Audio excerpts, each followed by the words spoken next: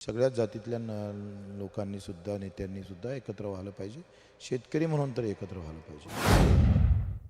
बिलकुल आईच्या भावना त्याच होत्या. आई म्हणजे आई हा शब्द काढल्यामुळे मला डोळ्यात पाणी आलं. ते नेहमी म्हणायचं का लोकांसाठी मरता आलं पाहिजे. त्याची गरज आहे ना. तो रोज मरणाऱ्या शेतकऱ्यासाठी जगावं, नाही तर मग कोणासाठी जगावं. बिलकुल तसंच तेच समजा. हां हां. आपल्यासोबत बच्चूभाऊ आहे. बच्चूभाऊ आता मुंबईच्या दिशेने निघालेले आहे. थोड्याच वेळात विमानतळावर पोहोचणार आहे. मुख्यमंत्र्यांसोबत चर्चा करायसाठी चालली आहे. संध्याकाळी बैठक आहे. बच्चूभाऊ काय सांगा? आम्हाला खूप अपेक्षा आहे. आम्ही सकारात्मक आहे. बैठक फसवाफसवीची होणार नाही, राजकीय होणार नाही, श्रेयवादाची बैठक होणार नाही. निश्चितच हे बैठक शेतकऱ्याला दिलासा, दिव्यांग बांधवाला, मेंढपाळांना, मच्छीमारांना दिलासा देणारी राहील. प्रमुख मागणीसाठी तुम्ही जात आहेत. तुम्हाला तारीख पाहिजे आहे. त्या तारखेच्या अनुषंगाने काय तुमची भूमिका असणार आहे? कर्जमाफी झाली पाहिजे, शेतकऱ्यांना पाहिजे आणि कर्ज सरसकट कर्ज माफी गरिबांची, शेतकऱ्यांची पाहिजे आम्हाला.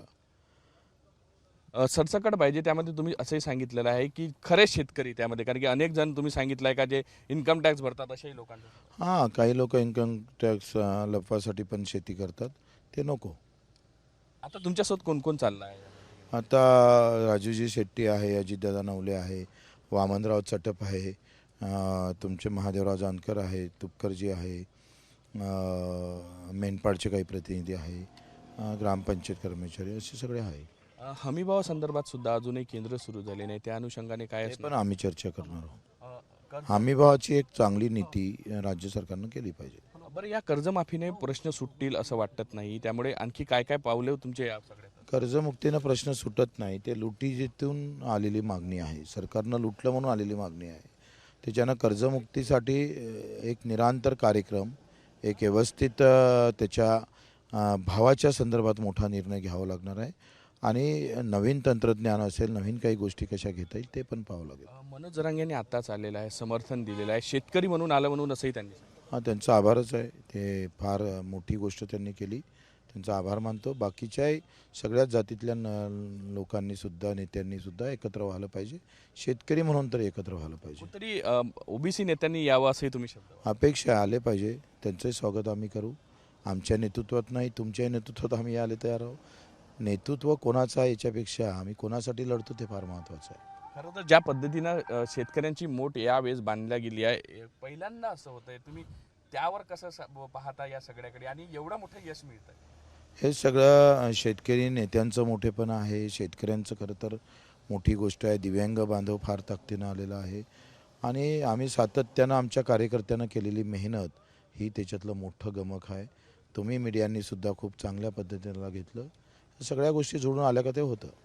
आपले मोठे बंधू आहे बाळूभाऊ यांनी म्हटलं आहे की आमचे 6 भाऊ आहे, एक भाऊ गेला तरी चालेल अशी आईची भूमिका होती अशी त्यांनी बोललं. बिलकुल आईच्या भावना त्याच होत्या. आई म्हणजे आई हा शब्द काढल्यामुळे मला डोळ्यात पाणी आलं. ते नेहमी म्हणायचं का लोकांसाठी मरता आलं पाहिजे. स्वतःसाठी उभं राहणारे भरपूर असतात आणि तो शब्द आमच्या डोक्यात आहे. त्यांनी असंच म्हटलं की आम्ही 6 भाऊ आहे, 5 मेले तरी एक मेला तरी चालेल अशी भूमिका त्यांनी मांडली. शेतकऱ्यांसाठीच फक्त जगावं असं. त्याची गरज आहे ना. तो रोज मरणाऱ्या शेतकऱ्यासाठी जगावं, नाही तर मग कोणासाठी जगावं, करावं म्हणजे लढावं कोणासाठी. पण रोज मरतंय त्याच्यासाठी लढलंच पाहिजे. आणि हा छत्रपतीचा विचार आहे, बाबासाहेबांचा आहे, महात्मा फुल्यांचा आहे, अहिल्यादेवी होळकरांचा विचार आहे.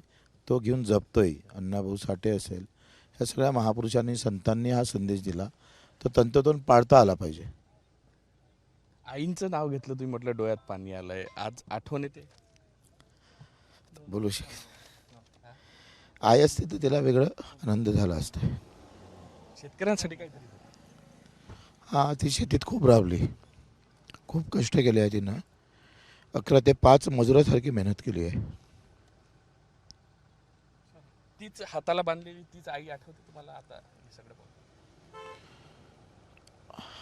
बिलकुल तसंच तेच समजा. हां हां, ठीक ठीक. नक्कीच बच्चूभाऊच्या डोळ्यात खरं तर पाणी आलेलं आपण पाहू शकतो. कशा पद्धतीनं जे आहे बच्चूभाऊची भावना होती ती व्यक्त झालेली आहे, समोर आलेली आहे.